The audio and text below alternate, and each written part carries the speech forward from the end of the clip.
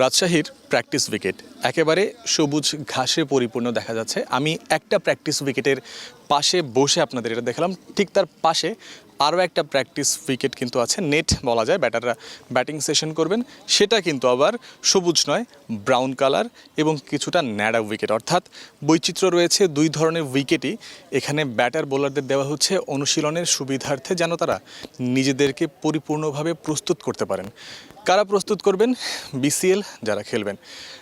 রাজশাহীর এই বিভাগীয় স্টেডিয়ামে বিসিএল শুরু হতে চলেছে আজকে 21 তারিখ, 21-22 তারিখ। দুই দল, সেন্ট্রাল জোন এবং সাউথ জোন।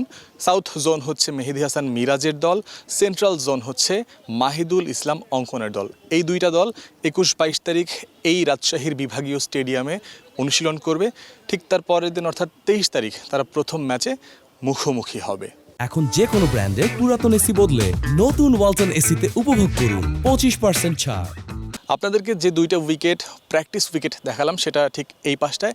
আর আমার পেছনে দেখতে পাচ্ছেন আরও একটা নেট টানানো রয়েছে এবং এই নেটের ভেতরে দুইটা প্র্যাকটিস উইকেট, দুইটা ভিন্ন চরিত্রের, ভিন্ন রকমের কিংবা ভিন্ন চেহারার এখানে রয়েছে, অর্থাৎ মোট 4টা প্র্যাকটিস উইকেট। আর এই পাশটাই হচ্ছে মূল মাঠ, অর্থাৎ এখানেই খেলা হবে। দুই দলে ক্রিকেটাররা খেলবে, দুই করে মোট 4টি দলে ক্রিকেটাররা মূলত খেলবেন। যেমনটা আসলে বলছিলাম যে প্রথম ম্যাচটা তো সেন্ট্রাল জোন এবং সাউথ জোনের, তারপরে নর্থ জোন এখানে আসবে, নর্থ সেন্ট্রালের খেলা হবে। এবং সেই শিডিউলটা আপনাদেরকে একটু বলতে চাই, তাতে কোনো ভুল যেন না হয়। আমি লিখে রেখেছি, সেটা দেখেই বলার চেষ্টা করছি। যেমনটা বলছিলাম, 21-22 তারিখ সাউথ আর সেন্ট্রাল জোনের অনুশীলন, 23 তারিখ তাদের দুই দলের ম্যাচ।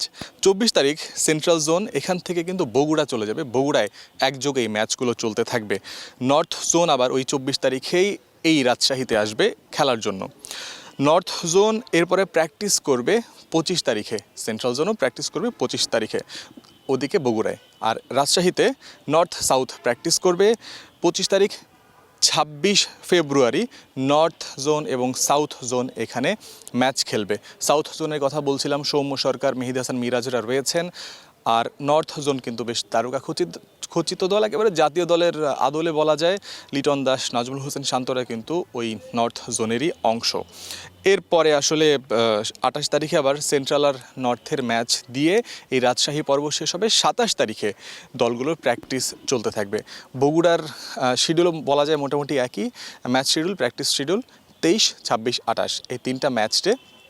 আর মাঝের বাকি দিনগুলো হয় তারা ট্রাভেল করবে, না হলে তারা হচ্ছে অনুশীলন করবে। একটু প্রথম যে ম্যাচ খেলবে সেই দুইটা দলের স্কোয়াডে যারা রয়েছেন তাদেরকে কিছুটা পরিচয় করিয়ে দিতে চাই বা তাদের নাম বলতে চাই। সাউথ জোনে রয়েছেন সৌম্য সরকার, এনামুল হক বিজয়, যদিও তিনি খেলবেন না এবার, জাওয়াদ আবরার, আজিজুল হাকিম তামিম, মোহাম্মদ মিথুন, আফিফ হোসেন ধ্রুব, মেহেদী হাসান মিরাজ, নুরুল হাসান সোহান, সামিউন বশির রাতুল, তানভীর ইসলাম, মোস্তাফিজুর রহমান, রবিউল হক, রেজাউর রহমান রাজা, রুয়েল মিয়া এবং স্বাধীন ইসলাম।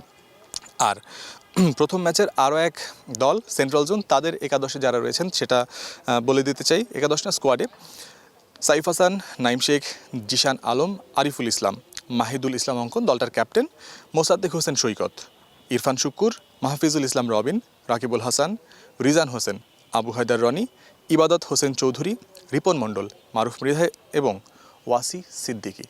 এই 15 করে 30 জন। আরও একটা বিষয় পরিষ্কার করতে চাই, এনামুল হক বিজয় এই টুর্নামেন্টে খেলবেন না। প্রথমে বলেছিলাম, তার কারণটা হচ্ছে তিনি ওমরা করতে গেছেন এবং তিনি যখন দেশে ফিরবেন তখন টুর্নামেন্টটা শেষ হয়ে যাবে এবং ওমরা করাটা তার পূর্ব নির্ধারিত পূর্ব পরিকল্পনা ছিল, সেখানেই তিনি গেছেন। তাকে নিশ্চয়ই তার দল মিস করবে, তবে তার দলের যথেষ্ট শক্তি রয়েছে এই টুর্নামেন্টে ভালো করার অন্যান্য ক্রিকেটারদেরকে নিয়ে। আপাতত রাজশাহী বিভাগীয় স্টেডিয়াম থেকে আমি জয়ন্ত বিন্দু ক্রিক ফ্রেন্ডজি থেকে বিদায় নিচ্ছি। আগামী দিনগুলোতে এখান থেকে সব রকম খবর, তথ্য আপনারা ক্রিক ফ্রেন্ডজিতে পাবেন।